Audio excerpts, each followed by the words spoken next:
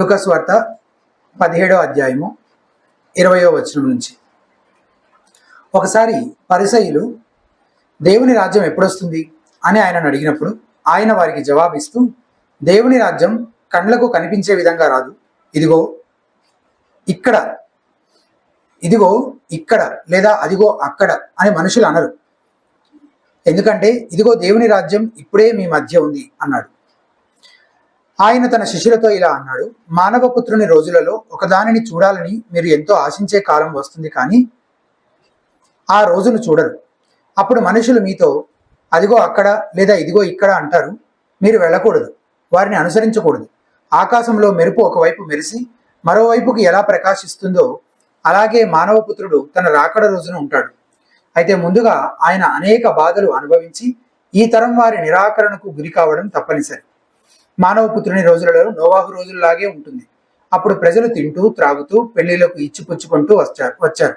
నోవాహు ఓడలోకి వెళ్లే రోజు వరకు అలా జరుగుతూ ఉంది. అప్పుడు జలప్రళయం వచ్చి వారందరినీ నాశనం చేసింది. లోతు రోజులలో ఉన్నట్టు కూడా ఉంటుంది. అప్పుడు వారు తింటూ త్రాగుతూ కొంటూ అమ్ముతూ నాటుతూ కట్టడాలు నిర్మిస్తూ ఉన్నారు. కానీ సొదొమ నుంచి లోతు వెళ్లిపోయిన రోజునే ఆకాశం నుంచి అగ్నిగంధకాలు కురిసి అందరినీ నాశనం చేశారు. మానవపుత్రుడు ప్రత్యక్షమయ్యే రోజున కూడా అలాగే ఉంటుంది. ఆ రోజున ఇంటి డాబా మీద ఉన్న వ్యక్తి తన సామాన్లు ఇంట్లో ఉంటే వాటిని తీసుకెళ్లడానికి దిగి రాకూడదు. అలాగే పొలంలో ఉన్న వ్యక్తి తిరిగి రాకూడదు. లోతు భార్య సంగతి జ్ఞాపకం ఉంచుకోండి. తన ప్రాణాన్ని రక్షించుకోవాలనుకునేవాడు దానిని పోగొట్టుకుంటాడు, కానీ తన ప్రాణాన్ని పోగొట్టుకునేవాడు దాన్ని కాపాడుకుంటాడు. మీతో నేను చెప్పేది ఏమంటే, ఆ రాత్రి ఇద్దరు ఒకే పడక మీద ఉంటారు. ఒకరిని తీసుకెళ్లడం మరొకరిని విడిచిపెట్టడం జరుగుతుంది. ఇద్దరు స్త్రీలు కలిసి విసురుతూ ఉంటారు. ఒకతను తీసుకువెళ్ళడం మరొకతను విడిచిపెట్టడం జరుగుతుంది. ఇద్దరు ఒకే పొలంలో ఉంటారు. ఒకరిని తీసుకువెళ్ళడం మరొకరిని విడిచిపెట్టడం జరుగుతుంది. అందరు శిష్యులు ఆయనతో అన్నారు, ఎక్కడ ప్రభు? ఆయన, ఎక్కడ శవం ఉంటే అక్కడ రాబందులు పోగవుతాయి అని వారితో చెప్పాడు. ప్రార్థన. పరిశుద్ర కృపగల తండ్రి, మేము చదివిన ఈ వాక్య భాగంలో నుంచి మాకు మీరు జ్ఞాపకం చేయాలనుకున్న విషయాలను, సత్యాలను ప్రభావ మీరు జ్ఞాపకం చేస్తూ మా హృదయాలను, మా జీవితాలను మమ్మల్ని పరిశీలించుకోవడానికి దోహదపడే విధంగా ఈ సమయాన్ని దేవప్రభ,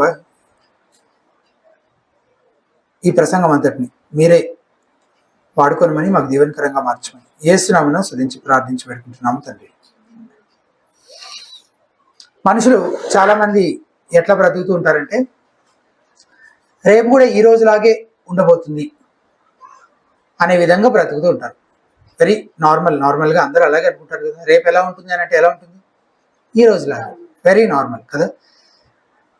కెరియర్స్ కోసం తీవ్రంగా శ్రమిస్తూ ఉంటారు, వెకేషన్స్ ప్లాన్ చేసుకుంటూ ఉంటారు. కానీ ఒకవేళ సమస్తము ఒక్క క్షణంలోనే అంతమైపోతే పరిస్థితి ఏంటి అని కాస్త ఆగి ఆలోచించడం. ఇప్పుడు నేను చాలా రేర్గా ఈ ఆలోచన చేస్తూ ఉంటాను. ఎప్పుడైనా కొంచెం ఆగి, అసలు ఇదంతా ఏమీ లేకపోతే, నిజంగానే ప్రభు రాకడ వచ్చేసి ఇదంతా ఒకేసారి అంతమైపోతే అప్పుడు ఏంటి పరిస్థితి?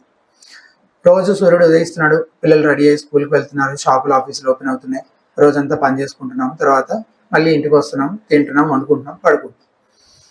జీవితం సాగుతూ ఉంటుంది. మనం కూడా ఇలాగే ఎప్పటికీ ఉంటుంది అన్నట్లుగా ఆలోచిస్తూ ఉంటాం బై డిఫాల్ట్. కానీ బైబిల్ చదివే ఒక క్రైస్తవుడు అలా ఉండలేడు. అందులోని సంగతులు, మరి ముఖ్యంగా ఈ రోజు మనం చదివిన ఈ వాక్యభాగం లాంటి ప్యాసేజెస్ అలాంటివి ఒక భ్రమలో మనం బ్రతకడాన్ని అనుమతించవు. ఉన్న పాటున సడన్ గా మన దైనందిన జీవితాలకు యేసు ప్రభు వారి రాకడతో అంతరాయం కలగబోతుంది.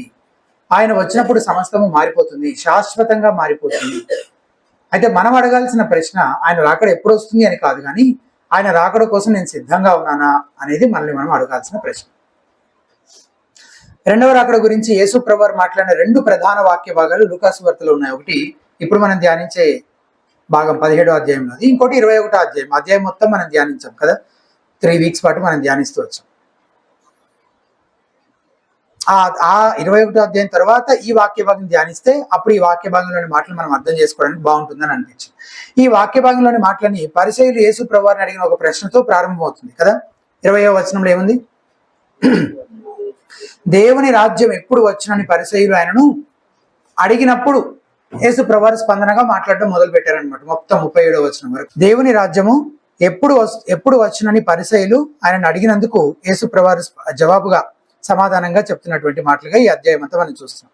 21, 22 వచనాల్లో యేసు ప్రభువు వాళ్ళకి సమాధానం చెప్పి 23వ వచనంలో మరియు ఆయన తన శిష్యులతో ఇట్లా నేను. సో ఇప్పుడు శిష్యుల వైపు తిరిగి వారికి కొన్ని విషయాలు ఇంకా కంటిన్యూషన్లో ఇంకా చాలా విషయాలు చెప్తున్నట్టుగా మనం చూస్తున్నాం. దేవుని రాజ్యం గురించి వాక్యంలో 2 విధాలుగా చెప్పినట్టు మనం గమనించవచ్చు. ఇదివరకు కూడా కొన్ని సందర్భాల్లో నేను దీని గురించి చెప్పాను. దేవుని రాజ్యము అనే మాట వచ్చినప్పుడు 2 విధాలుగా ఆలోచించవచ్చు మనం. ఏంటది? ఒకటి, దేవుని ప్రస్తుత రాజ్యం, అది ఇప్పుడు మన మధ్యలోనే ఉంది, అది మన కంటికి కనిపించట్లేదు చాలా వరకు. రెండవది దేవుని భవిష్యత్తు రాజ్యం, ఫ్యూచర్ కింగ్డమ్. ఒకటేమో ప్రెజెంట్ కింగ్డమ్, ఇంకోటేమో ఫ్యూచర్ కింగ్డమ్. ప్రస్తుత రాజ్యం విశ్వవ్యాప్తంగా చదివి ఉన్న విశ్వాసుల సమూహం అయితే, భవిష్యత్తులో భౌతికంగా యేసు ప్రభువారే స్వయంగా పరిపాలన చేయబోయే రాజ్యం ఆయన వచ్చి స్థాపించబోతూ ఉన్నాడు అనమాట. అది భవిష్యత్ రాజ్యం. అయితే సాధారణంగానే మనుషులకు భవిష్యత్తులో జరగబోయే వాటిపైన ఎక్కువ ఆసక్తి ఉంటుంది కదా, అసలు ఏం జరగబోతుందో తెలుసుకోవాలన్న క్యూరియాసిటీ ఉంటుంది కదా. అయితే భవిష్యత్తుకు సంబంధించిన సంగతులు వాక్యంలో ఎప్పుడు చదివినా అవి ఏ ఉద్దేశంతో ప్రవచించబడ్డాయి అంటే, మనం వాటి వెలుగులో ప్రస్తుతం ఎలా జీవించాలో నేర్చుకోవడానికి, ఊరికే ఫ్యూచర్ గురించి తెలుసుకోవడానికి కాదు. In the reality of future events we must live the present. ఆ భవిష్యత్తులో జరగబోయే వాటి వెలుగులో మనం ప్రస్తుతం ఎలా జీవించాలో నేర్చుకోవడం కోసం ఆ భవిష్యత్తు గురించి చెప్పిన సంగతులు తెలుసుకోవాలి, అర్థం చేసుకోవాలి, ధ్యానించాలి. ప్రస్తుతం మనం రాజ్య వారసులుగానే జీవిస్తున్నామా అని నిర్ధారించుకోవడానికి కూడా మనము ఆ భవిష్యత్ సంగతుల్ని ధ్యానించాలి. అయితే అందుకంటే ముందు అసలు మనం దేవుని ప్రస్తుత రాజ్యంలో ఉన్నామా అని పరిశీలించుకోవాలి. ఎవరైనా దేవుని ప్రస్తుత రాజ్యంలో ఉండాలంటే, బులెటిన్ చూడండి ఒకసారి. ఎవరైనా దేవుని ప్రస్తుత రాజ్యంలో ఉండాలంటే రాజైన యేసుతో వ్యక్తిగత సంబంధము కలిగి ఉండాలి. అది 20-21 వచనాల నుంచి మనం చూడబోతున్నాం. 20వ వచనం, దేవుని రాజ్యం ఎప్పుడు వచ్చునని పరిసయ్యులు ఆయన అడిగినప్పుడు ఆయన, దేవుని రాజ్యం ప్రత్యక్షముగా రాదు, ఎందుకనగా ఇదిగో దేవుని రాజ్యం మీ మధ్యనే ఉన్నది గనక ఇదిగో ఇక్కడనని అదిగో అక్కడనని చెప్ప వీలు పడదని వారికి ఉత్తరం ఇచ్చాను. పరిసయ్యులు ఈ ప్రశ్న నిజంగా సందేహంతో అడుగుతున్నారా, లేదా ఆయన ఎగతాళి చేయడం కోసం అడుగుతున్నారా? ఎగ్జాక్ట్లీ ఇక్కడ ఏం చెప్పలేదు, కానీ వారి గత చరిత్ర పరిశీలిస్తే ఆయన పరీక్షించడం కోసమే, శోధించడం కోసమే అడుగుతుండొచ్చు అని అనిపిస్తుంది. సాధారణంగా యూదులు ఏమని నమ్మేవారంటే, దేవుని రాజ్యం వచ్చినప్పుడు, కింగ్డమ్, దేవుని రాజ్యము, గాడ్స్ కింగ్డమ్ గురించి వాళ్ళకున్న అవగాహన ఏంటి, మెస్సియా ఇజ్రాయేలును తన శత్రువుల చేతిలో నుండి విడిపించి ఒక భౌతిక రాజ్యాన్ని స్థాపించి ఆయనే వారికి రాజుగా వారిని పరిపాలిస్తాడు అనేది వాళ్ళకున్న అండర్స్టాండింగ్. ఇజ్రాయెల్ ప్రజలకి, యూదులకి, పరిసయ్యులకి. సాధారణంగా యూదులు అలాగే నమ్మేవారు. కానీ ఇక్కడేమో ఒక వడ్రంగి వాడు కొంతమంది చేపలు పట్టే వాళ్ళని వెంటేసుకొని నేనే మెస్సియాని చెప్పుకుంటూ తిరుగుతున్నాడు. అతను రోమా సామ్రాజ్యాన్ని ఎదిరిస్తాడు అని చెప్పడానికి ఏ సూచన కనిపించడం లేదు. ఇతను అసలు ఒక కొత్త యుగానికి నాంది పలుకుతాడని ఏమాత్రం నమ్మశక్యంగా లేదు. నిజమే, కొన్ని అద్భుతాలు చేస్తున్నాడు, కానీ రాజ్యాన్ని స్థాపించేలాగా అసలు ఏం కనిపించట్లేదు. అందుకని దేవుని రాజ్యం ఎప్పుడు వస్తుంది? నువ్వు మెస్సియాని చెప్పుకుంటున్నావు కదా, మరి ఇప్పుడు ఇంతకాలం అయింది కదా, ఇంకెప్పుడు దేవుని రాజ్యం ఎప్పుడు వస్తుంది అని అడుగుతున్నారు. అందుకు యేసుప్రభువారి సమాధానం ఏంటి? దేవుని రాజ్యం ప్రత్యక్షముగా రాదు, ఎందుకనగా అని చాలా విషయాలు చెప్పారు. మనం ధ్యానిద్దాం అటన్నిటి. యేసుప్రభువారు ఏమంటారు? రాజ్యము ప్రత్యక్షంగా రాదు, ఎందుకనగా రీజన్ ఏంటి? ఇదిగో దేవుని రాజ్యము. సో ఇంకా ఏదో రావాలని మీరు వెయిట్ చేస్తున్నారు, కానీ ఒక భావంలో రాజ్యం ఎక్కడుంది? మీ మధ్యనే ఉంది. కనుక ఇదిగో ఇక్కడని అదిగో అక్కడని చెప్ప వీలు పడదని వారికి ఉత్తరం ఇచ్చాను. రాజ్యం మీ మధ్యనే ఉంది, రాజు మీ మధ్య ఉన్నాడు, ఆ రాజ్య వారసులైనటువంటి విశ్వాసులు కూడా మీ మధ్యలోనే ఉన్నారు. సో రాజు, రాజ్యవాసులు, అదే కదా రాజ్యం. సో రాజ్యం ఎక్కడుంది? మీ మధ్యనే ఉంది. రాజు మీ ఎదుటే నిలబడ్డాడు. కానీ గొప్ప ఆర్భాటంతో దేవుని రాజ్యం వస్తుంది, ఎంతో వైభవపేతంగా ఆ రాజ్యము ఇట్లా విరాజులతో ఆ పరిపాలన అదంతా కూడా వరల్డ్ వైడ్ అదంతా ఇన్ఫ్లుయెన్స్ చేసే విధంగా అలాంటి ఒక రాకడలో, ఆయన రెండవ రాకడలో జరిగేటువంటి ఆ ఫిజికల్ కింగ్డమ్ ని వీళ్ళు ఇప్పుడు ఎక్స్పెక్ట్ చేస్తున్నారు. అది కనిపించట్లేదు కాబట్టి వాళ్ళు ఆయనని మెస్సియాగా గుర్తించడంలో విఫలమవుతున్నారు. దేవుని రాజ్యం ప్రత్యక్షంగా రాదు అనే మాట ఉంది కదా, దానికి ఇంగ్లీష్ లో the kingdom of God is not coming with signs to be observed. వాడుక భాషలో చక్కగా ట్రాన్స్లేట్, ఇన్ని పదాలు లేవు అసలు తెలుగులో ఎన్నున్నాయి? దేవుని రాజ్యము ప్రత్యక్షముగా రాదు, 4 పదాలు ఉన్నాయి. ఇంగ్లీష్లో the kingdom of God is not coming with signs to be observed. చూడగలిగేలాగా ఏమి సూచనలు ఉండవన్నమాట. సూచనలు లేకుండా వస్తుంది రాజ్యము అని చెప్పారు. వాడుక భాషలో చాలా బాగా చెప్పారు చూడండి. దేవుని రాజ్యము కండ్లకు కనిపించే విధంగా రాదు. ఎంత ప్రాపర్ గా బాగుంది కదా, ప్రత్యక్షముగా రాదు అనే కంటే. యేసుప్రభు ఈ సందర్భంలో తన మొదటి రాకడ గురించి మాట్లాడుతున్నాడు అనేది స్పష్టం, రెండవ రాకడ గురించి కాదు. ఆయన మొదటి రాకడ గురించే మాట్లాడుతున్నాడు ఖచ్చితంగా ఎట్లా చెప్పగలం మనము? దీని తర్వాత శిష్యుల వైపు చూసి చాలా విషయాలు చెప్తారు కదా, అందులో రెండవ రాకడ ముందు సంభవించే సూచనలు ఎన్నో చెప్తున్నాడు. సైన్స్ గురించి చెప్తున్నాడు కింద అంతా. కాబట్టి ఇప్పుడు ప్రత్యక్షంగా రాదు అని చెప్తుంది దేని గురించి? ఏ కమింగ్ గురించి? ఫస్ట్ కమింగ్ గురించా, సెకండ్ కమింగ్ గురించా? అంటే ఫస్ట్ కమింగ్ గురించే, మొదటి రాకడ గురించే అని మనం నిర్ధారించుకోవచ్చు. అంటే రెండవ రాకడలాగా కాకుండా యేసుప్రభు మొదటి రాకడ నిశ్శబ్దంగా ఎటువంటి ఆర్భాటము లేకుండా జరుగుతుంది అని అర్థమవుతుంది. ఎవరైతే యేసుప్రభుని నమ్ముకుంటారో, ఆయన ప్రభువుగా అంగీకరించి ఆయన వెంబడించడానికి తీర్మానించుకుంటారో, ఆయన వారి హృదయాలను పరిపాలించే రాజుగా ఉంటాడు. ఆ విధంగా ఆయన రాజ్య స్థాపన, ఆయన సంఘము సువార్త ప్రకటించడం ద్వారా ప్రారంభమై నేటికి విస్తరిస్తూ ఉంది ఆయన రాజ్యము. ఇంకా అనేకులు ఈ రోజుకి ఆయన రాజ్యంలోకి చేర్చబడుతూ ఆయన రాజ్య వారసులుగా చేయబడుతూ ఉన్నారు. కానీ పూర్తి స్థాయిలో ఇదే రాజ్యమా? మొత్తం ఫుల్ఫిల్ అయిపోయింది ఇక అంటే కాదు. యేసుక్రీస్తు ప్రభువారు మరలా రెండవసారి రానున్నాడు. అప్పుడు పూర్తి స్థాయిలో ఆయన తన సంపూర్ణ మహిమతో తన శత్రువులను నడిచి అంతిమ తీర్పు తీర్చి వారిని శాశ్వతంగా అంతమొందించి తన రాజ్యాన్ని భౌతికంగా కూడా స్థాపించబోతూ ఉన్నాడు. అయితే భవిష్యత్తు సంగతులు కాసేపు పక్కన పెట్టి ఒక్కసారి నీ సంగతి గురించి ఆలోచించి, యేసు ప్రభువారిని నీ రక్షకుడిగా నువ్వు అంగీకరించి ఆయన మాత్రమే ఏకైక నిజమైన దేవుడని ఆయన యందు విశ్వాసం ఉంచకపోతే నువ్వు చాలా ప్రమాదంలో ఉన్నావు. నా ఈ మాటలు విని మీలో కొందరు అనుకోవచ్చు, భలేవారండి, నేను ఎప్పుడో యేసు ప్రభుని నమ్ముకున్నానండి. అదే మీరు నిజంగా ఆయన రాజ్యంలో ఉన్నారో లేదో తెలుసుకోవడం కోసము, మిమ్మల్ని మీరు పరిశీలించుకోవడం కోసం ఒక ప్రశ్న. నీ అనుదిన జీవితంలో నువ్వు యేసునే రాజుగా కలిగి ఉన్నావా?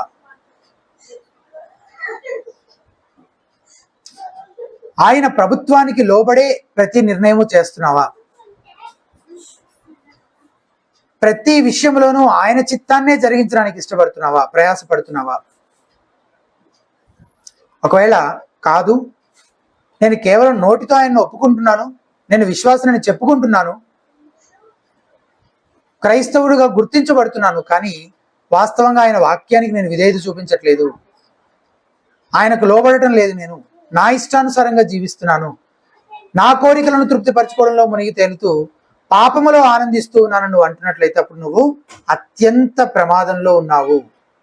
ఆయన మెరుపులాగా రెండవ రాకడలో తీర్పు తీర్చడం కోసం రాబోతున్నాడు. ఆయన ఎప్పుడు వస్తాడో మనకి తెలియదు. వచ్చిన తర్వాత ఇక నీకు అవకాశము ఉండదు. సమయం ఉండగానే దేవుని ప్రస్తుత రాజ్యంలోకి ప్రవేశించాలి. అలా చేయాలంటే రాజుతో నువ్వు వ్యక్తిగత సంబంధంలోనికి రావాలి. నీ మాట చేత, ఆలోచనల చేత, క్రియల చేత చేసిన ప్రతి పాపాన్ని ఒప్పుకొని యేసు ప్రభువారిని క్షమాపణ కోసం వేడుకోవాలి. ఆయన యందు సంపూర్ణంగా విశ్వాసం ఉంచి ఆయన ప్రభువుగా అంగీకరించి ఆయనను వెంబడించాలి. దేవుని ప్రస్తుత రాజ్యంలో ఉండని వారెవరు? ఈ మాట జాగ్రత్తగా వినండి. దేవుని ప్రస్తుత రాజ్యంలో ఉండని వారెవరు ఆయన భవిష్యత్ రాజ్యంలో ఉంటారని అనుకోకూడదు. దేవుని ప్రస్తుత రాజ్యంలో ఉండని వారెవరు ఆయన భవిష్యత్ రాజ్యంలో ఉంటారని ఆశించకూడదు. కాబట్టి నువ్వు ఆయన ప్రస్తుత రాజ్యంలో ఉన్నావో లేదో మొదట పరిశీలించుకోవాలి. ఇకపోతే ఆయన రాజ్యంలో ఉన్న శిష్యులకు యేసు ప్రభువారు భవిష్యత్ రాజ్యానికి సంబంధించిన దానికోసం ఎలా సిద్ధపడాలో కూడా కొన్ని హెచ్చరికలు, కొన్ని సంగతులు చెప్తున్నట్టు మనం చూస్తున్నాం. సో దేవుని భవిష్యత్ రాజ్యంలో ఉండాలంటే ఏం చేయాలి? రెండవ విషయం, రాజైన యేసు రాకడ కోసం నమ్మకంగా ఎదురు చూసేవారమై ఉండాలి. మంచి సిద్ధపాటు కలిగి ఉండాలి. 22 నుంచి 37 వరకు ఉన్న మాటలు పరిసయ్యులతో కాదు, ఇప్పుడు శిష్యులతో చెప్తున్నాడు ఈ మాటలు కదా. శిష్యులు ఇప్పుడు యేసుక్రీస్తు ప్రభువారితో పాటు ఉన్నారు, ఇప్పుడున్నారు. కానీ ఒక రోజు రాబోతుంది, అప్పుడు ఆయన వారితో పాటు ఉండరు, యేసు ప్రభువారు వారితో పాటు ఉండరు. అప్పుడు యేసు ప్రభువారు ఇంకా తిరిగి రావడం లేదేంటి? ఆయన తిరిగి వస్తానని చెప్పాడే, ఇంకా రావట్లేదేంటి అని వాళ్ళు నిరుత్సాహపడే అవకాశం ఉందా లేదా? ఉంది కదా. వాళ్ళు అసలు ఎన్నిసార్లు తలుచుకొని ఉంటారు యేసు ప్రభుతో వాళ్ళకున్న అనుభవాలన్నీ మళ్ళీ మళ్ళీ తలపోసుకుంటూ, ఆయన మళ్ళీ వస్తానన్నాడు కానీ ఇంకా రావట్లేదేంటి, ఇంకెప్పుడు వస్తాడు అని నిరుత్సాహపడే అవకాశం ఉంది కదా. అందుకని యేసు ప్రభువారు ఈ వాక్య భాగంలో దానికి సంబంధించి కొన్ని హెచ్చరికలు ఇస్తున్నాడు. 18వ అధ్యాయంలో ఇదే అంశానికి సంబంధించిన ఇంకొన్ని ప్రోత్సాహకరమైన మాటలు కూడా చెప్పారు. దేవుని భవిష్యత్ రాజ్యంలో ఉండాలంటే ప్రస్తుత కాలంలో మనం ఎలా ఉండాలో, ఏం చేయాలో ఒక 3 విషయాలు యేసు ప్రభువారు ఈ మాటల్లో నుంచి మనం నేర్చుకోవచ్చు. మొదటిది సహనం కలిగి ఉండడం. ఈ ఎదురు చూస్తున్న సమయంలో మనము సహనం కలిగి ఓపికతో, ఓర్పుతో ఉండడం అని 22వ వచనం ఒకసారి చూడండి. మరియు ఆయన తన శిష్యులతో ఇట్లనను, ఏమని? మనుష్య కుమారుని దినములలో ఒక దినము చూడవాలని మీరు కోరు దినములు వచ్చును, కానీ మీరు ఆ దినమును చూడరు. కోరుకుంటారట ఏమని? నిజంగా ఆ రాజ్యం మేము బ్రతుకున్నప్పుడే వచ్చేస్తే, అందులో ఒక్క రోజైనా మేము దాన్ని చూడగలిగితే, అందులో ఉండగలిగితే ఎంత బాగుండు అని కోరుకుంటారు. కానీ దాన్ని చూస్తారా? చూడరు. ఇది ప్రాఫెసీ, ప్రవచనాత్మకంగా యేసుప్రభువు వారు చెప్తున్నారు మీరు చూడరు అని. అంటే చెప్పడం ద్వారా ఒక వాళ్ళ మైండ్స్ లో ఉన్న చాలా విషయాల్ని సెటిల్ చేస్తున్నాడు ఆయన. యేసుప్రభువు వారు తనని తాను మనుష్య కుమారుడని సంబోధించుకుంటున్నాడు కదా. అది దానియేలు గ్రంథం 7వ అధ్యాయంలో మనం చూసే మాట. అది ఆయన అధికారాన్ని సూచించేటువంటి మాట. మనుష్య కుమారుని దినములలో ఒక దినం అంటే యేసుప్రభువు వారు మహిమతో రెండోసారి వచ్చినప్పుడు ఆయన పరిపాలించే ఆ భౌతిక రాజ్యంలో ఒక్క దినమైనా చూడాలని మీరు కోరుకునే రోజులు వస్తాయి అని హెచ్చరిస్తున్నాడు. అలాంటి రోజులు వస్తాయని ముందుగానే హెచ్చరిస్తూ, కానీ మీరు ఆ దినములు చూడరు అంటే వారు జీవించే కాలంలోనే ఆయన రాకడ సంభవించడం అనేది జరగదు. అది దేవుని ఆలోచన కాదు. కాబట్టి వారు ఆ దినములు కాబట్టి యేసుప్రభువు వారు సిలువలో చనిపోయి పాతి పెట్టబడి పునరుద్ధానం చెందిన కొంతకాలానికే మరలా తిరిగి వచ్చేస్తాడనే ఆలోచన ఈ మాటలు మొత్తంగా కొట్టిపారేస్తున్నాయి. కానీ చాలాసార్లు విశ్వాస ఇటువంటి పరిస్థితుల్లోనే ఉంటాడు, ఇటువంటి స్థితిలోనే ఉంటాడు. ఇలా కోరుకుంటాం మనం కూడా. ఇలా కోరుకునే పరిస్థితులు వస్తుంటాయి చాలా. చుట్టూ ఉన్న లోకం చూస్తే యుద్ధము, హింస, దురాశ, నేరాలు, అవినీతి, అనైతికత, కాలుష్యం ఇటువంటివన్నీ ఇంకా అనేక సమస్యలతో సతమతమవుతూ ఇంకెప్పుడు ప్రభువా, ఇంకెంత కాలం అని ప్రతి విశ్వాసి మొరపెడతాడు. కుటుంబ సమస్యలు, ఆరోగ్య సమస్యలు, ఆర్థిక సమస్యలు, ఇంకా అనేక రకాలైనటువంటి కష్టాలు, వాటన్నిటిలో ప్రభువా ఇంకెంతకాలం, నన్ను తొందరగా నీ దగ్గరికి చేర్చుకోలేదంటే నువ్వే త్వరగా రా ప్రభువా, వీటన్నిటి నుంచి నన్ను విడిపించు ప్రభువా అని విశ్వాసి మొరపెడతాడు. ఇటువంటి అనుభవం మనలో ప్రతి ఒక్కరికి ఉండుండవచ్చు. నిజమే కదా, వీటన్నిటి నుంచి విడుదల పొంది ప్రభుతో ఉండడం ఎంత అద్భుతమైన విషయం. కానీ ఆయన రాకడ మన జీవిత కాలంలోనే సంభవిస్తుందో లేదో మనకి తెలియదు. సో మన ఓపికతో, సహనంతో దేవుడు అనుమతించే వాటన్నిటి కూడా మనము వెళ్ళవలసి ఉన్నది. కానీ ఆ దినం వచ్చేంత వరకు మనం ఓపికతో, సహనంతో, నిరీక్షణతో ఆయన రాకడ కోసం ఎదురు చూసే వరంగా మనము ఉండాలి. రెండవది వివేచన. 23వ వచనం నుంచి మనం చూసే విషయం, వారు ఇదిగో ఇక్కడనని అదిగో అక్కడనని మీతో చెప్పిన ఎడల వెళ్ళకుడి, వెంబడించకుడి. గడిచిన వారాల్లో మనం ధ్యానించిన విధంగా ఇక్కడ యేసుప్రభువు వారు రెండవ రాకడను ఉద్దేశించి చెప్పిన ఈ సంగతులు 70 AD ఖచ్చితంగా నెరవేరడాన్ని బట్టి ఈ మాటలు 70 AD జెరూసలేం డిస్ట్రక్షన్ టైంలో, యెరూషలేము నాశనమైనటువంటి పతనమైనటువంటి సమయంలో ఒకసారి ఆల్రెడీ ఫుల్ఫిల్ అయ్యి, అలాగే రెండవ రాకడలో మరోసారి నెరవేరే అవకాశం కూడా ఉంది అని మనము అర్థం చేసుకోవాలి. మనం నిరీక్షణతో కనిపెడుతూ ఉన్న టైంలో ప్రజలను మోసగించి దారి మళ్లించడం కోసం అబద్ధ క్రీస్తులు లేచి అదిగో అక్కడున్నాడు క్రీస్తు, ఇంకా మత్తయి అయితే అదిగో లోపల గదిలో ఉన్నాడు అని రాశారన్నమాట. అక్కడున్నాడు ఇక్కడున్నాడు అని చెప్తారు, కానీ మనం ఏం చేయకూడదని హెచ్చరిస్తున్నాడు. వెళ్ళకుడి, వెంబడించకుడి. ఈ మాటలు అక్షరాల ఏ మాటలు? ఈ అబద్ధ క్రీస్తు లేస్తారనే మాటలు అక్షరాల 70 AD కంటే ముందు ఎలా నెరవేరాయో మనం 21st చాప్టర్ మెడిటేట్ చేసేటప్పుడు హిస్టారికల్ గా నేను చాలా ఇన్స్టెన్సెస్ ని మీ దృష్టికి తీసుకొచ్చి మీకు మీ ముందు పెట్టే ప్రయత్నం చేశాను. అది ఎట్లా ఫుల్ఫిల్ అయింది ఎగ్జాక్ట్ గా. ఈ రోజున మన చుట్టూ ఉన్న పరిస్థితి చూస్తుంటే మనం కూడా ఆయన రాకడికి ఎంతో సమీపంగా ఉన్నామని అనిపిస్తుంది. అయితే ఆ అబద్ధ క్రీస్తుల విషయమై జాగ్రత్త అని యేసుప్రభువు వారు మనల్ని హెచ్చరిస్తున్నారు. సాతాను మనల్ని మోసగించాలనుకున్నప్పుడు వాడు మన దగ్గరకు వచ్చేది పచ్చి అబద్ధాలతో కాదు. ఎట్లా వస్తాడు వాడు మన దగ్గరికి? ఎలా వస్తాడు?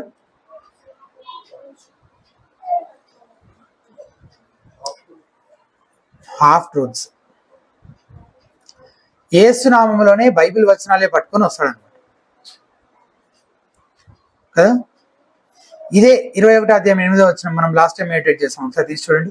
21వ అధ్యాయం 8వ వచనం.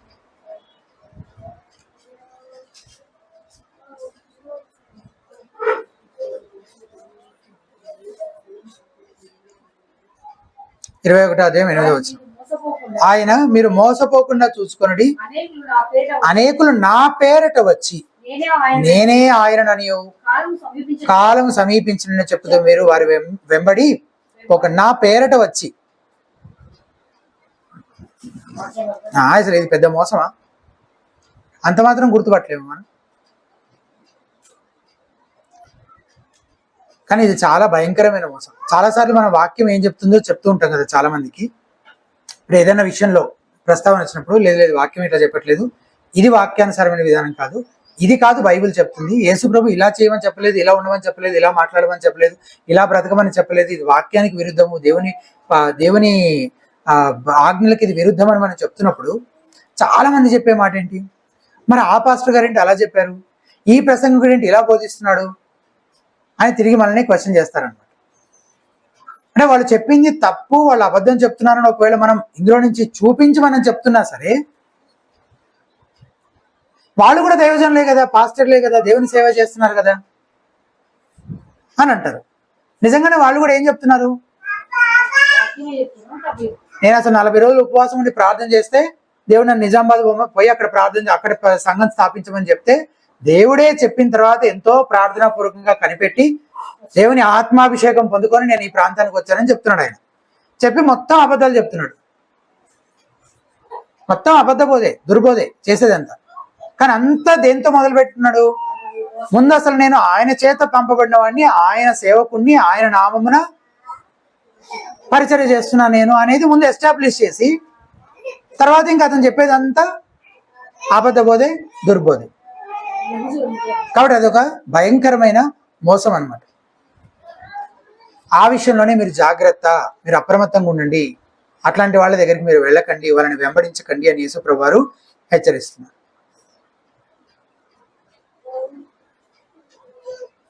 ఈ వాక్య భాగంలో స్పష్టంగా దొంగలు, అబద్ధ బోధకులంతా మేము సాతాను మతానికి చెందిన వారని చెప్పుకోరు, యేసు నామంలోనే వస్తారని యేసు ప్రభు వారే హెచ్చరిస్తున్నారు. కాబట్టి నా నామంలో వస్తారని యేసు ప్రభువే చెప్తున్నారు. ఎంత క్లియర్గా చెప్తున్నాడు, అసలు నా నామంలోనే వస్తారని ఆయనే చెప్తున్నాడు, వేరెవరో చెప్పట్లేదు. కాబట్టి మనం జాగ్రత్తగా ఉండాలి.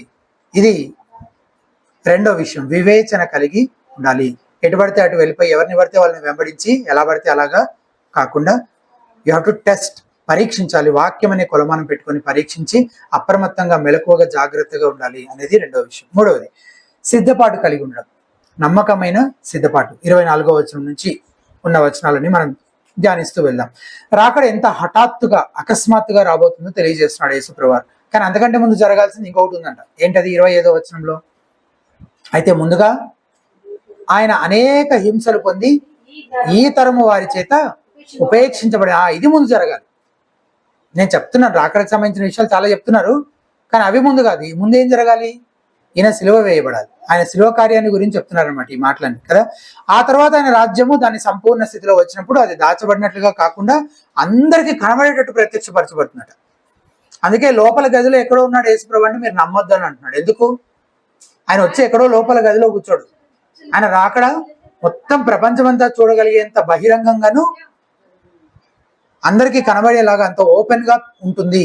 24వ వచనం, ఆకాశము క్రింద ఒక దిక్కు నుండి మెరుపు మెరిసి ఆకాశము క్రింద మరి ఒక దిక్కున ఎలాగూ ప్రకాశించును అలాగున మనుష్య కుమారుడు తన దినమున ఉండును. ఆ మెరుపు ఎవరెవరికి కనిపిస్తుంది? కింద ఉంటే చాలు మీకు కనిపిస్తుంది కదా. ఎవరికి కనిపిస్తుంది? కింద ఉన్న వాళ్ళందరికీ కనిపిస్తుంది. అంటే పైగా ఆ మెరుపు ఈ పక్క నుంచి ఆ పక్కకి ఎన్ని గంటలు టైం పడుతుంది?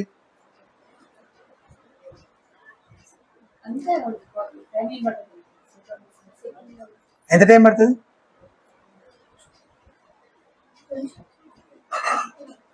కొంచెం అని చెప్పగలుగుతాం అంతే. మీరు మెజర్ చేయలేరు, అది ఒప్పుకోవచ్చు కదా. ఒప్పుకోరు మీరు. ఎగ్జాక్ట్ గా మెజర్ చేయడం అనేది సైంటిస్టులు మెజర్ చేసినా కానీ ఆ డెసిమల్ ప్లేసెస్ వదిలేస్తారు చివర్లో. సో అంటే అంత హఠాత్తుగా, it will be a sudden, అందరూ చూడగలిగేలా, ఇట్ విల్ బి ఓపెన్ గా అందరికి కనబడేలాగాను, హఠాత్తుగా మనం ఊహించని విధంగాను, అనుకోని సమయంలోనూ అది జరగబోతుంది. 70 AD యెరూషలేము నాశనం చేయబడిన సందర్భంలో కూడా ఈ మాటలు అక్షరాల్లో నెరవేరాయని మనం గడిచిన వారము చూసాం. ఎలాగా? యేసుప్రభు రాకడ గురించి మనం మాట్లాడుకుంటున్నప్పుడు దేవుని తీర్పు యెరూషలేము మీదకి వచ్చినప్పుడు అది దేవుని తీర్పు వాళ్ళ మీదకి వచ్చింది అనే భావనలో యేసుప్రభు వారి తీర్పులో వారి మీదకి వచ్చారు. కాబట్టి ఆ భావనలో ఆయన రావడం, ఆయన రాకడ అనేది కొంతవరకు 70 AD కూడా నెరవేరింది. తీర్పులో ఆయన యెరూషలేము మీదకి వచ్చాడు అనేది చూసాం. అలాగే అది కూడా అందరూ చూసేలా, it is also open and sudden. అది కూడా సడన్ గానే జరిగింది, ఓపెన్ గానే అందరూ చూస్తుండగానే బహిరంగంగానే జరిగింది. కాబట్టి ఆ భావనలో ఈ మాటలు 70 AD కాంటెక్స్ట్ లో కూడా నెరవేరాయని మనం చూసాం. కానీ ఎవరైనా మేము ఆయన వచ్చినప్పుడు, అప్పుడు నిత్యత్వం విషయంలో, ఎటర్నిటీ విషయంలో అప్పుడు మేము ఆలోచన చేస్తాం, అప్పుడు తీర్మానం చేస్తామంటే కుదురుతుందా?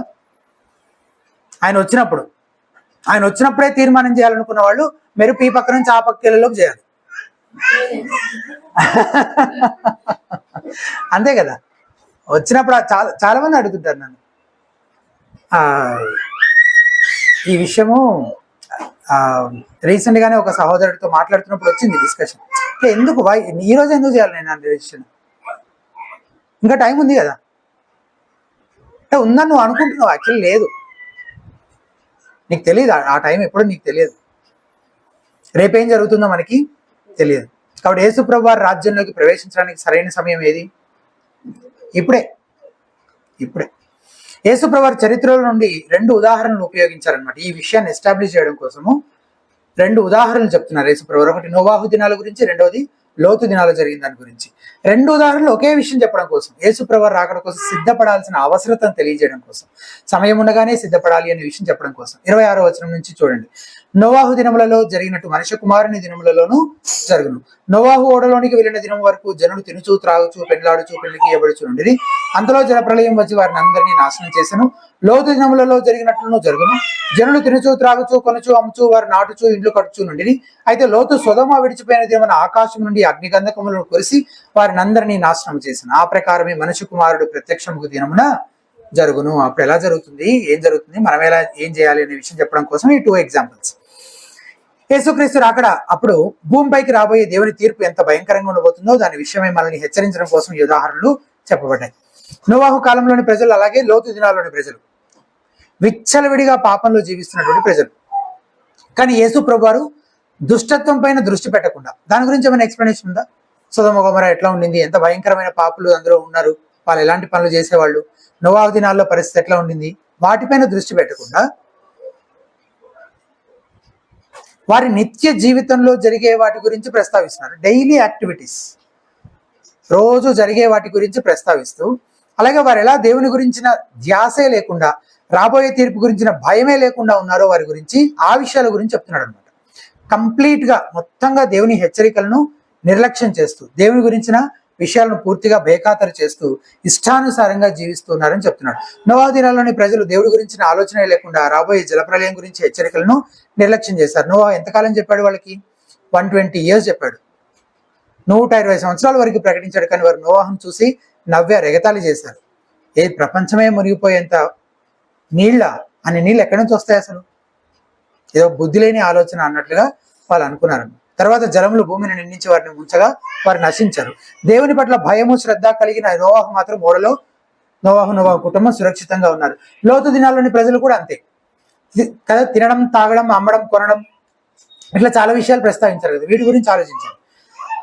ఏమేమి ప్రస్తావించారు? తినడం, తాగడం, అమ్మడం, కొనడం, నారు నాటడం, ఇల్లు కట్టడం, ఇంకా పెళ్లికి ఇవ్వబడడం, పెళ్లి తీసుకోవడం, ఈ విషయాలు ప్రస్తావం. కానీ సమస్య ఏంటంటే ఆ ప్రజలు దేవుణ్ణి అలక్ష్యం చేశారు. వారి పాపం ఎంత నీచమైనదో మనం ఆదికాండం 19వ అధ్యాయంలో మనం చదువుతాం కదా. 19th chapter ఆదికాండంలో సొదొమ గొమొర్రా గురించి మనం చదువుతున్నప్పుడు తెలుస్తుంది. కానీ యేసు ప్రభువు వారు దానిపైన దృష్టి పెట్టలేదు. ఎందుకంటే వారి యొక్క ఆ స్థితి గురించి ప్రస్తావించుంటే అప్పుడు పరిసయ్యులు ఏమనుకునేవాళ్ళు, మేము అంత మరీ అట్లాంటి వాళ్ళం కాదులే మేము అని అనేవాళ్ళు. కానీ యేసు ప్రభు చెప్తున్న పాయింట్ అది కాదు. అసలు జడ్జిమెంట్ ఎలా వస్తుంది, ఎంత భయంకరంగా ఉంటుందని చెప్పడం ఆయన పాయింట్ అన్నమాట. కానీ అసలు తీర్పు అనేదే లేదన్నట్టు సాధారణ విషయాలన్నిటితో ఆక్యుపై అయిపోయి అంతా యథావిధిగా జీవించే వారి మీదకే ఇటువంటి శిక్ష సడన్ గా రాబోతుందని యేసు ప్రభు చెప్తున్నాడు. కాబట్టి అలా జీవించే వారందరికీ ఇది ఒక హెచ్చరిక. అనేకులు దేవుని సంగతులు, నిత్యత్వానికి సంబంధించిన సంగతులు అంటే శ్రద్ధ లేకుండా జీవిస్తున్నారు.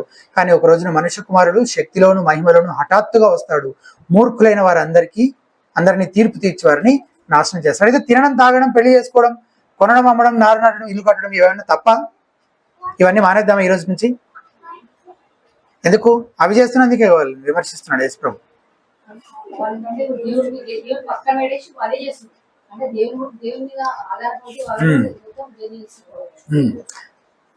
యాక్చువల్గా మూల భాషలో తినడం, తాగడం అనే పదాలకున్న ఒరిజినల్ హీబ్రూ వర్డ్స్ కి మీనింగ్ ఏంటంటే, వాటి అర్థం ఏంటంటే తిండిపోతుతనము, తాగుబోతుతనము అనే మీనింగ్స్ వస్తాయి. అంటే వాళ్ళు ఆ పని పాపయుక్తంగా చేస్తున్నారు, సిన్ఫుల్ వేలో చేస్తున్నారు ఆ పని. మనం తిన్నట్టు తినట్లేదు అనమాట. తిండిపోతులా అంటే మనలో కూడా ఉండొచ్చు, సారీ అందరినీ కలుపుకుంటున్నాను ఏమనుకోవద్దు. తిండిబోతుల్లాగా తింటున్నారు, తాగుబోతుల్లాగా తాగుతున్నారు. అది వాళ్ళు చేస్తున్న పాపం అనమాట. ఇదే విషయాలను గురించి ప్రస్తావిస్తున్నప్పుడు 21వ అధ్యాయంలో కూడా మనం పోయినసారి కొన్ని మాటలు ధ్యానించాం ఇదే విషయానికి సంబంధించి. తీసి చూడండి 34వ వచనం, 21st chapter 34th verse, 21వ అధ్యాయం 34వ వచనం. మీ హృదయంలో ఒకవేళ తిండి వలనను మత్తు వలనను ఐహిక విచారముల వలనను మందముగా ఉన్నందున అకస్మాత్తుగా మీ మీదకి ఉరి వచ్చినట్టు రాకుండా మీ విషయమే మీరు జాగ్రత్తగా ఉండండి. ఆ దినం భూమి ఎదుట నివసించి వారందరి మీదకి అకస్మాత్తుగా వచ్చింది. 2 సార్లు కదా ఈ మాట. 34లో ఒకసారి చెప్పారు అకస్మాత్తుగా, 35లో మళ్ళీ అకస్మాత్తుగా వచ్చింది. కాబట్టి మీరు జరగబో వీటిని ఎల్లలను తప్పించుకొని మనుష్య కుమారుని ఎదుట నిలబడడానికి శక్తి గల వారు ఎల్లప్పుడు ప్రార్థన చేయొచ్చు మెలకువగా ఉండడని చెప్పాను. కాబట్టి తినడంలో తాగడంలో ఏమీ లేదు, కానీ తినడమే ఒకవేళ మీకు దేవుడైపోయినప్పుడు, నువ్వు తాగేదే నీకు దేవుడైపోయినప్పుడు, నువ్వు చేసుకున్న పెళ్లి నీ వివాహం నీకు దేవుడైపోయినప్పుడు, నువ్వు చేసే వ్యవసాయం లేదా ఉద్యోగం నీకు దేవుడైపోయినప్పుడు, నీ వ్యాపారం నీకు దేవుడైపోయినప్పుడు, నీ ఇల్లు నీకు దేవుడైపోయినప్పుడు, అంటే అవి దేవుని స్థానాన్ని ఆక్రమించుకున్నప్పుడు ఖచ్చితంగా దేవుని హెచ్చరికలను నిర్లక్ష్యం చేసే వైఖరి నీలో కనబడుతుంది. అలా ఉంటే అకస్మాత్తుగా వచ్చేస్తుంది ఆయన రాకడ. మెలకువగా ఉండండి, జాగ్రత్తగా ఉండండి అని యేసుప్రభు ఇక్కడ హెచ్చరిస్తూ ఉన్నారన్నమాట.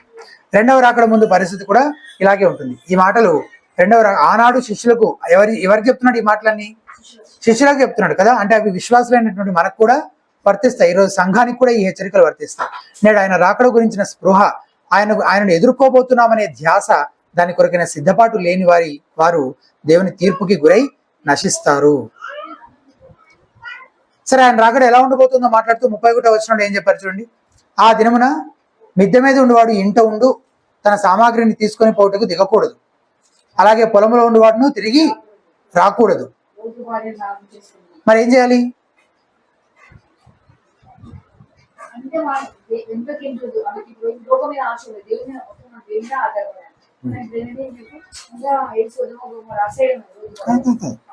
ముప్పై 31వ వచనం కంప్లీట్ గా వేరు.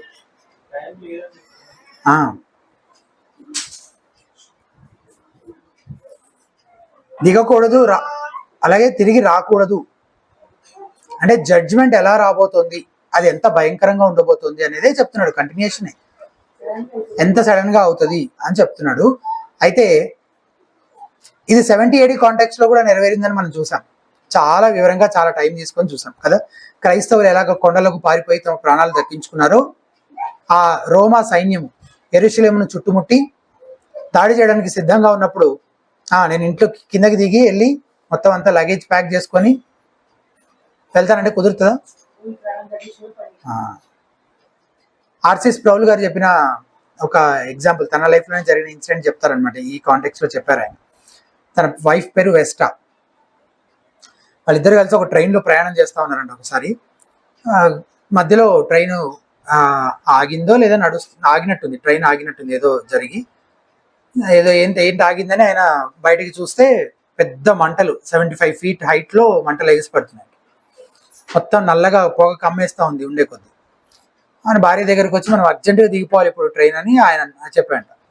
అంత అర్జెంటుగా ఎందుకు ఉండి నేను షూస్ వేసుకుంటానంటే, లేదు షూస్ వేసుకునే టైం కూడా లేదు, ఇప్పుడు అర్జెంటుగా దిగు, కనీసం సూట్ కేసు అయినా తీసుకోవాలంటే లేదు సూట్ కేసు కూడా వద్దు, నువ్వు అర్జెంటుగా దిగిపోవాలి.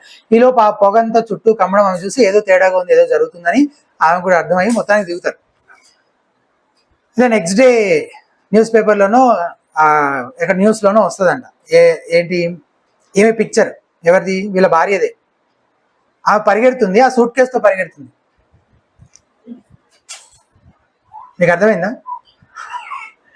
సో చాలాసార్లు అంత టైము ఉండకపోవచ్చు. అలా టైం ఉండదు, అది సడన్ గా జరుగుతుంది. దేవుని తీర్పు, దేవుని రాకడ అనేది సడన్ గా జరుగుతుంది అని చెప్పడం కోసము చెప్తున్నారు. నిజంగానే అలా జరిగింది. అండ్ అప్పుడు క్రిస్టియన్స్ ఎట్లా భద్రపరచబడ్డారో నేను పోయినసారి చెప్పాను కదా. ఫస్ట్ ఒకసారి దాడి చేయడానికి వచ్చి అప్పుడు తప్పించుకోగలిగిన వాళ్ళు తప్పించుకొని కొందరు ఉండిపోయారు. మళ్ళీ ఆ వచ్చిన వ్యక్తి ఎందుకు విరమించుకున్నాడో తెలియదు, యుద్ధం విరమించుకొని తిరిగి వెళ్ళిపోయిన తర్వాత అప్పుడు అవకాశం వచ్చిన మిగిలిన క్రైస్తవులందరూ పెళ్ళ అనే స్థలానికి పారిపోయినట్లు, కొండల దగ్గరికి వాటికి పారిపోయినట్టు, పూర్తిగా క్రైస్తవులందరూ యేసు ప్రభు వారి మాటలు ఎందుకు విశ్వాసించిన వారందరూ పారిపోయిన తర్వాత అప్పుడు మళ్ళీ టైటస్ వచ్చి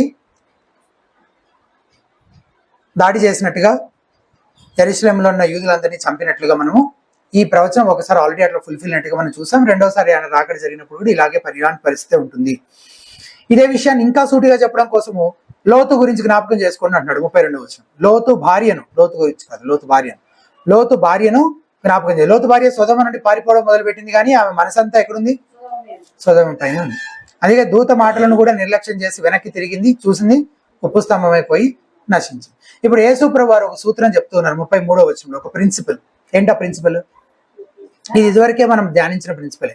తన ప్రాణమును రక్షించుకున్న గోరువాడు దానిని పోగొట్టుకును, దాన్ని పోగొట్టుకున్నవాడు దానిని సజీవంగా కాపాడుకును. ఎట్లా అర్థం చేసుకోవాలి దీన్ని? 9వ అధ్యాయము ఓపెన్ చేసి అందులో ఇదే వచనం ఉంది, అందులో ఒక కీ వర్డ్ ఉంది. అదేంటో ఐడెంటిఫై చేసి చెప్పండి.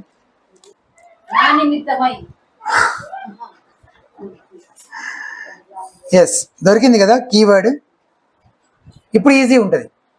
ఏమన్నది 24వ వచనం? తన ప్రాణమును రక్షించుకున్న గోరువాడు దాన్ని పోగొట్టుకును, నా నిమిత్తమై తన ప్రాణమును పోగొట్టుకున్నాడు దాన్ని రక్షించుకున్నాను. ఈ 9:24లో, ల్యూక్ 9:24లో ఉన్న దాంట్లో కీవర్డ్ ఏంటి? నా నిమిత్తము.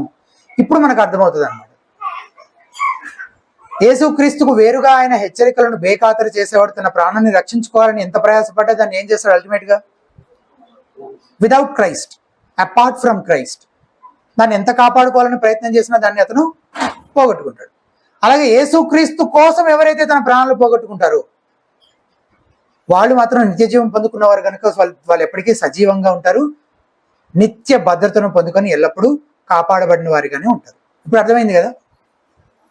పరలోకం కంటే ఈ లోక సంబంధమైన వాటిని ఎక్కువగా ప్రేమించి వాటిని ఎక్కువగా హత్తుకోవడం మన ఆత్మలను గొప్ప ప్రమాదంలోనికి నెట్టడమే అవుతుంది.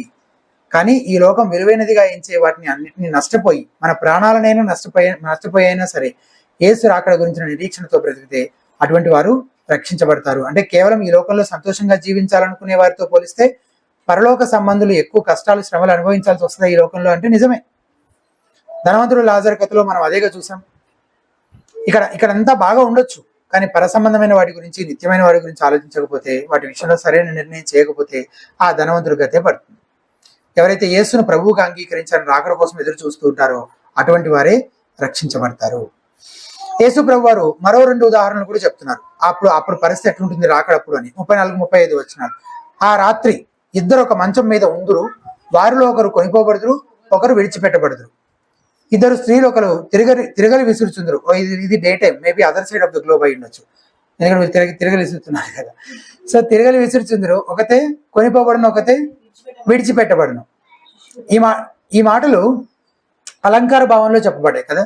ఖచ్చితంగా ఒకళ్ళు విడిచిపెట్టబడతారు, ఒకళ్ళు కొనిపోబడతారంటే 50% పాపులేషన్ వెళ్తుంది, 50% మిగిలిపోతుందన్న అట్లా ఏం చెప్పట్లేదు కదా. ఇట్ ఈస్ జస్ట్ అలగోరి, అలంకారంగా చెప్తున్నటువంటి మాటలు అంతే.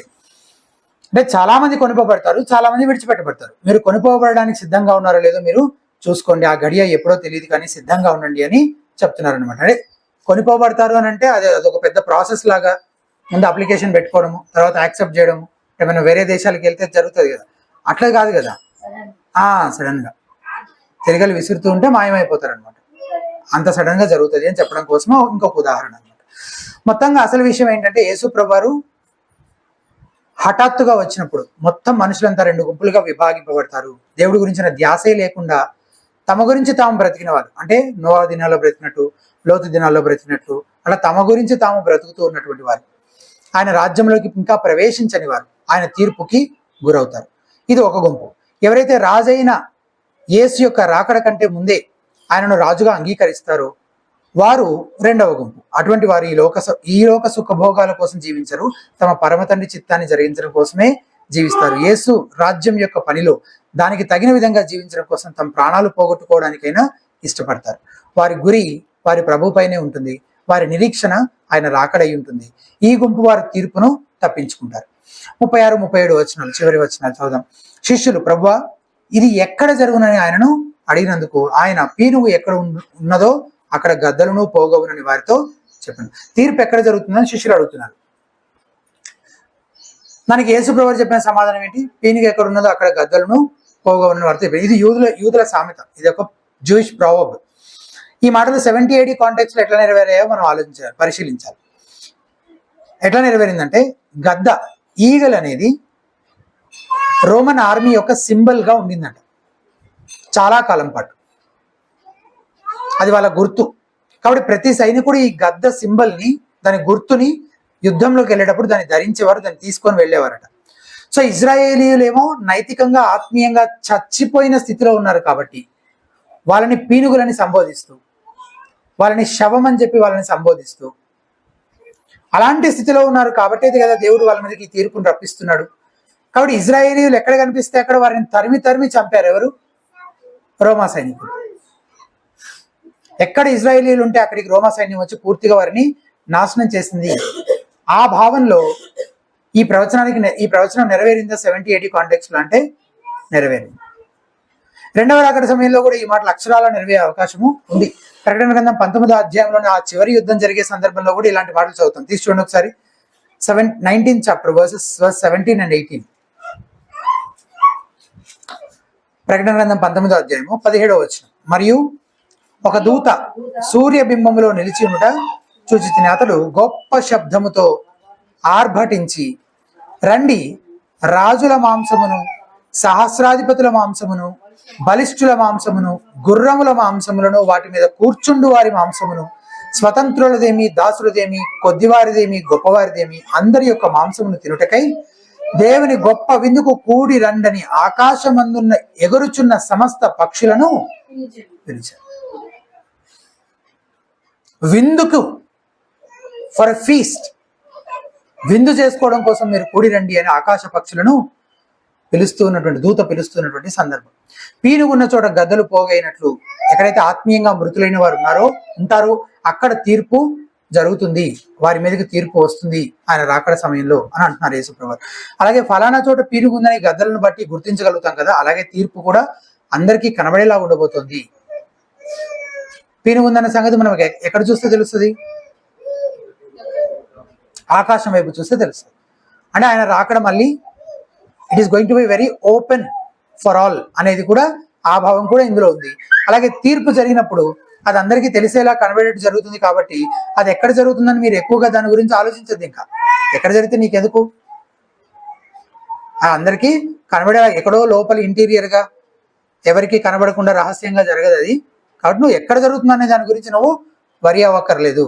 మరి ఆలోచించాల్సింది ఏంటంటే, నువ్వు ఆయన రాకడ కోసం నువ్వు సిద్ధంగా ఉన్నావా? అది ఎంత ఓపెన్ గా, ఎంత సడన్ గా జరుగుతుంది, ఎంత భయంకరంగా ఉంటుంది, అండ్ ఎలాంటి ప్రజల మీదకి వస్తుంది, ఇన్ని డీటెయిల్స్ ఇందులో ఉన్నాయి. కానీ మనకు అప్లికేషన్ ఏంటి అంటే, మరి ఆర్ యూ ప్రిపేర్డ్? యాక్చువల్లీ ఆయన రాకడ కోసం నువ్వు సిద్ధంగా ఉన్నావా? దేవుని ప్రస్తుత రాజ్యంలో ప్రవేశించకుండా ఆయన భవిష్యత్తు రాజ్యం గురించిన ఆలోచనే లేకుండా నువ్వు జీవిస్తున్నట్లయితే నువ్వు గొప్ప ప్రమాదంలో ఉన్నట్లే. ఇప్పుడే ప్రతి ఒక్కరూ యేసును రాజుగా అంగీకరించాలని, ఆయన రాకడ గురించిన నిరీక్షణతో జీవించడానికి సమర్పించుకోవాలి. అప్పుడు మాత్రమే ఈ హఠాత్తుగా సంభవించే రాకడ నీకు ఒక సర్ప్రైజ్ లాగా కాకుండా జాయ్ఫుల్ గా ఉంటుంది అన్నమాట. ఇటీవలే నేను ఒక ట్రైన్ జర్నీ చేయాల్సి వచ్చింది. ట్రైన్ ఏ టైంకి వస్తుందో తెలుసు. నేనేమో ఇంకా చాలా టైం ఉంది కదా అని ఫోన్ మాట్లాడుకుంటూ ఆ పనులు ఈ పనులు చేసుకుంటూ నిదానంగా రిలాక్స్డ్గా టైం అంతా అయిపోయిన తర్వాత చివరికి ఇంకా కొంత టైమే ఉందన్నప్పుడు అప్పుడు టైం చూసుకొని అంతా హడావిడిగా పరుగుల మీద స్టేషన్కి పరిగెత్తుకొని వెళ్ళాను. కరెక్ట్గా నేను ప్లాట్ఫామ్ పైకి రీచ్ అయ్యేసరికి ట్రైన్ అలా వెళ్తూ ఉందన్నమాట. నేను దానికి సెండ్ ఆఫ్ చెప్పడానికి వెళ్ళినట్టు. అది వస్తుందని నాకు తెలియదు అంటే తెలుసు. దీన్ని రాకడతో కంపేర్ చేస్తే రాకడ వస్తుందని తెలుసా మనందరికీ? తెలుసు. రాకడ టైం మనకు తెలియదు, కానీ దీని టైం మనకి తెలుసు. తెలిసిన దాని విషయంలోనే నేను ఇంత నిర్లక్ష్యంగా ఉండి దాన్ని మిస్ చేశాను. సరే ట్రైనేగా పోతే బస్కి వెళ్ళాను నేను, రాకడ మిస్ అయితే. అండ్ దాని టైం ఎప్పుడో తెలుసా? తెలిస్తే పోనీ అప్పటి వరకు రిలాక్స్గా ఉండి దగ్గరికి వచ్చాక కంగారు పడచ్చు. మనం తెలుసా మనకి? తెలియదు. సో మిస్ అయితే you have missed it for eternity. మొత్తం నిత్యత్వం వరకు దాన్ని నువ్వు అవకాశాన్ని ఎప్పటికీ లేకుండా కోల్పోయినట్లే. యేసు ప్రభువు తన రాకడను కూడా అలాగే వర్ణిస్తున్నారు. ప్రజలు ఇప్పుడు కాదులే అనుకొని తింటూ తాగుతూ పెళ్లి చేసుకుంటూ పెళ్లిళ్ళకి ఇచ్చుకుంటూ అమ్ముతూ కొంటూ ఉన్న పాటన ఆయన వచ్చేస్తాడు, అప్పుడు ఇంకేమీ చేయడానికి అవకాశం లేకుండా తలుపులన్నీ మూసుకుపోతాయనే ఆ స్పృహే లేకుండా బ్రతుకుతున్నారు. వాటి సిద్ధపాటు లేని వారికి ఇక అవకాశము ఉండదు ఆయన రాకడ వచ్చిన తర్వాత. సిద్ధపాటు లేకపోవడం అనేది విశ్వాస లక్షణమే కాదు, కాబట్టి కాబట్టి నిజంగా విశ్వాసులైనటువంటి వారు సిద్ధపడతారు. అవిశ్వాసులు నిర్లక్ష్యంగా తమ ఇష్టానుసారంగా జీవించేవారిగా ఉంటారు, వారి నాశనానికి గురవుతారు అంతిమంగా. అయితే లోకం క్రీస్తు రాకడ నిర్లక్ష్యం చేస్తుందంటే అందులో ఆశ్చర్యం లేదు. కానీ క్రైస్తవులు అని చెప్పుకునేవారు ఈ లోక సంబంధమైన వాటిలో మునిగిపోతూ డైలీ యాక్టివిటీస్ లో చిక్కుబడి అందులోనే కొట్టుకుంటూ అసలు ఈ స్పృహ ధ్యాస లేకుండా, ఈ సిద్ధపాటు అనేదే లేకుండా, నిజంగా ఆ ఫ్యూచర్ ట్రూత్స్ యొక్క రియాలిటీలో ప్రస్తుతాన్ని మనల్ని మనం పరిశీలించుకుంటూ ఐ ప్రిపేర్డ్ ఫర్ ఇట్ అనే ఆ ఆలోచనే లేకుండా ఒకవేళ క్రైస్తవులు బ్రతుకుతుంటే అది నిజంగా భయంకరమైన దారుణమైన విషయం అన్నమాట. సో ఇప్పుడు ప్రస్తుత రాజ్యంలో ఉన్నామో లేదో పరిశీలించుకుందాం.